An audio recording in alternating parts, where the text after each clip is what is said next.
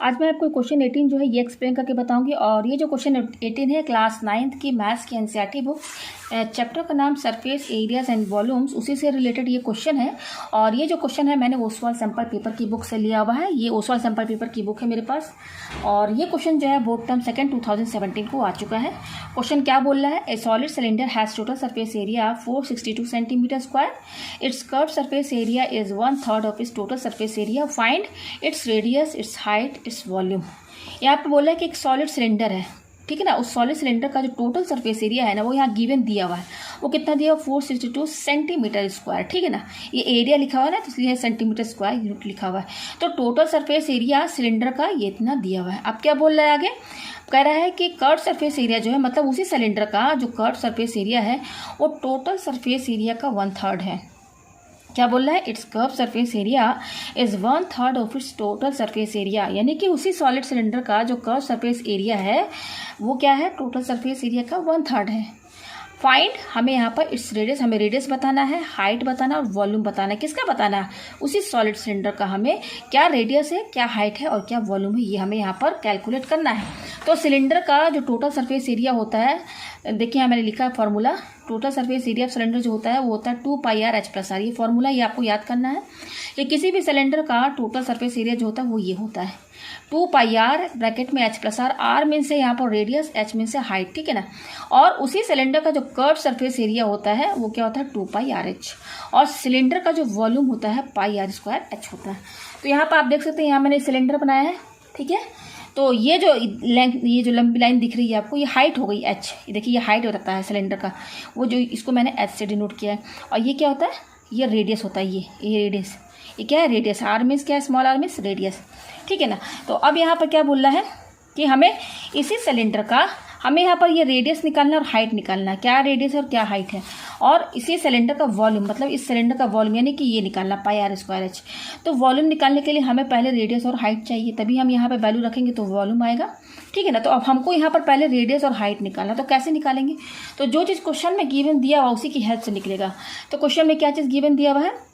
जो सिलेंडर है, मतलब यही जो हमारा सिलेंडर, इस सिलेंडर का जो टोटल सरफेस एरिया है वो ऑलरेडी दिया हुआ है 462 सेंटीमीटर स्क्वायर। तो देखिए टोटल सरफेस एरिया क्या होता है? 2πr/h+r। तो मैंने यहाँ लिख दिया 2πr ब्रैकेट में h+r। ये टोटल सरफेस एरिया है सिलेंडर का, जो कि किसके बराबर है? 462 ऑलरेडी दिया हुआ है, ठीक है ना। मैंने यहाँ पे लिख दिया। अच्छा, अब क्या बोल रहा है कि कर्व सरफेस एरिया जो है टोटल सरफेस एरिया का 1/3 है। तो यहाँ पे देखिए कर्व सरफेस एरिया जो सिलेंडर का होता है वो होता है 2πrh। और कर्व सरफेस एरिया इसको शॉर्ट फॉर्म में लिखेंगे तो CSA। देखिए ये CS है। C मीन्स होता है कर्व्ड, S मीन्स होता है सरफेस, A मीन्स एरिया। तो मैंने इसको पूरा न लिख करके इसका शॉर्ट फॉर्म में लिख दिया। तो क्वेश्चन में कह रहा है कि जो कर्व सरफेस एरिया है वो टोटल सरफेस एरिया। अब देखिए टोटल सरफेस एरिया को भी अगर शॉर्ट में लिखेंगे तो टोटल का T लिख दीजिए, सरफेस का कैपिटल S और A का कैपिटल A। तो ये कहलाता है टोटल सरफेस एरिया। तो कर्व सरफेस एरिया जो है क्वेश्चन में ही कह दिया है कि टोटल सरफेस एरिया का 1/3 है।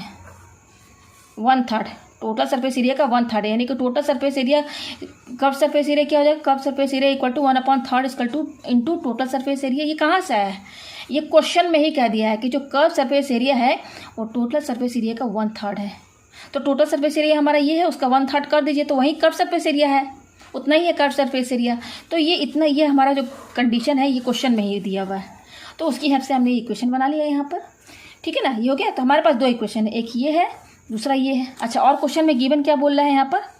बस यही यहाँ पर हम बोला हुआ, ठीक है ना। तो 2πrh+r ये क्या है? हमारा टोटल सरफेस एरिया जो कि दिया है 462, ठीक है ना। अच्छा, ये और ये सेकंड वाला क्वेश्चन में जो बोला, जैसे बोला वैसे हमने यहाँ पे इक्वेशन बना दिया, ठीक है। अब ये कर्व सरफेस एरिया है, तो सिलेंडर का कर्व सरफेस एरिया क्या होता है? 2πrh। तो इसकी जगह हम क्या लिखेंगे? कर्व सरफेस एरिया, इसका फॉर्मूला क्या होता है? 2πrh। इसकी जगह लिख सकते हैं ना, इसकी जगह हमने यहाँ लिख दिया इक्वल टू 1/3। इसकी जगह 1/3, यहाँ 1/3 लिख दिया, मतलब जस्ट इसमें यहाँ पर वैल्यू रख रहे हैं। इसका फॉर्मूला यहाँ लगा दिया इक्वल टू 1/3 इंटू ये क्या है? Total surface area. तो टोटल ये क्या है? 2πrh+r। ये क्या है? टोटल सरफेस एरिया ही तो है। यहाँ मैं लिख देती हूँ टोटल सरफेस एरिया। 2πrh+r क्या है? सिलेंडर का टोटल सरफेस एरिया है ना, यहाँ मैंने लिख दिया है।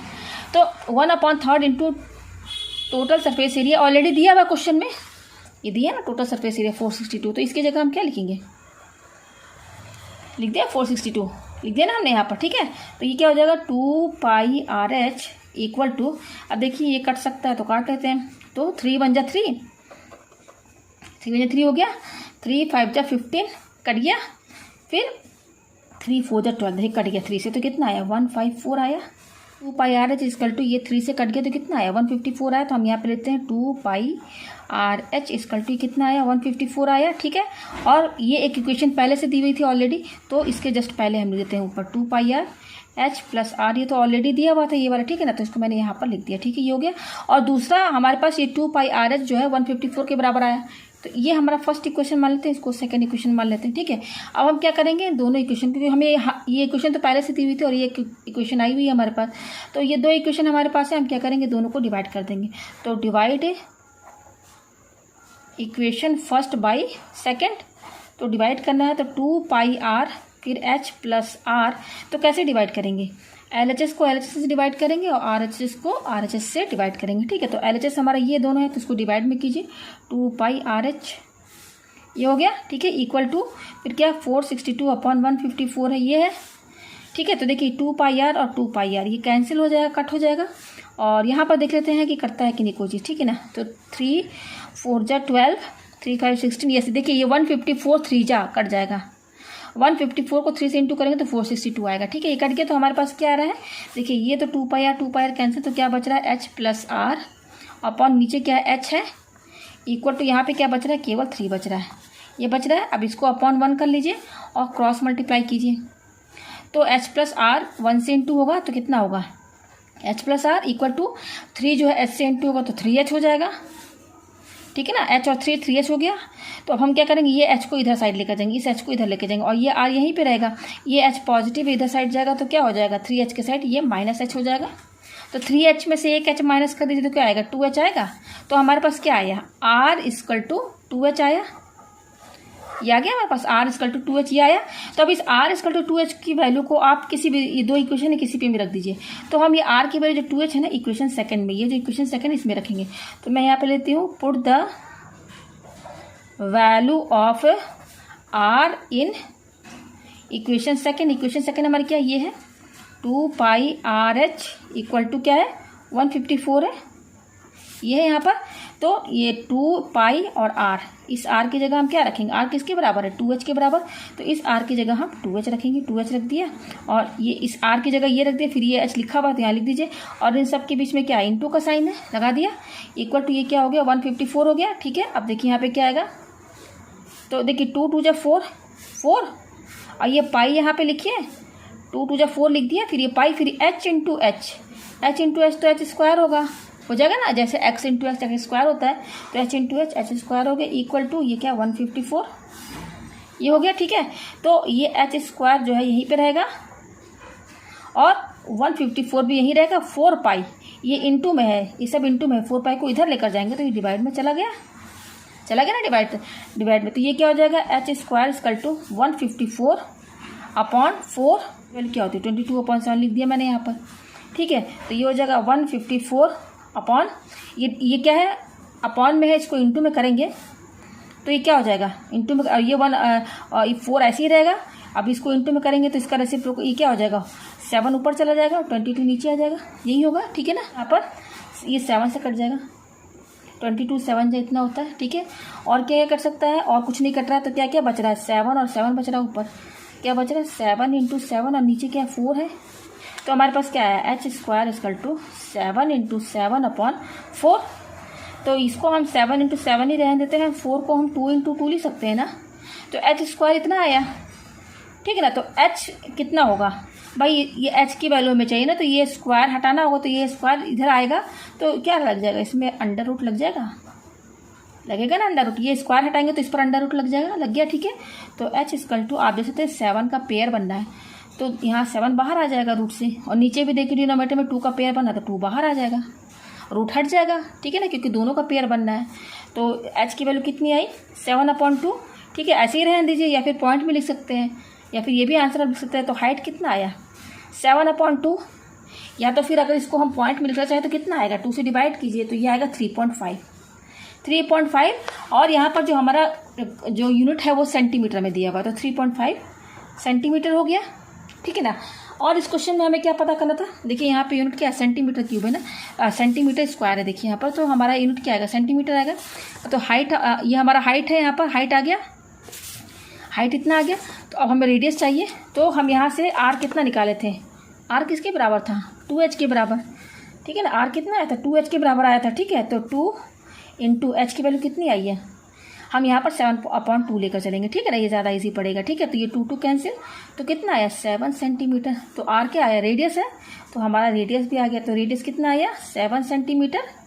और हाइट सिलेंडर की, ठीक है, सिलेंडर की हाइट कितनी आई, हाइट आई 3.5 सेंटीमीटर, ठीक है ना। ये हमारा क्या है, रेडियस है, और ये हमारा हाइट है। तो 2 आंसर आ गया। तीसरा हमें क्या निकालना है, वॉल्यूम निकालना है। वॉल्यूम हमें निकालना है, किसका वॉल्यूम निकालना है, हमें सिलेंडर का वॉल्यूम निकालना है। तो सिलेंडर का वॉल्यूम क्या होता है, πr² h होता है, ठीक है ना। तो वॉल्यूम ऑफ ए सिलेंडर क्या होता है, πr² h।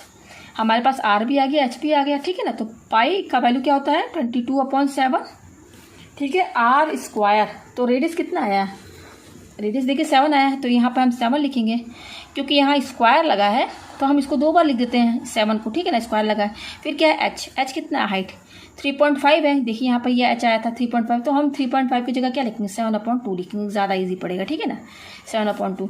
और क्योंकि ये वॉल्यूम निकल रहा है, तो वॉल्यूम की यूनिट क्या होती है, यूनिट क्यूब होती है, क्या होती है, यूनिट, जो भी यूनिट होती है उसमें क्यूब लगा रहता है, पावर क्या लगा रहता है 3 लगा रहता है।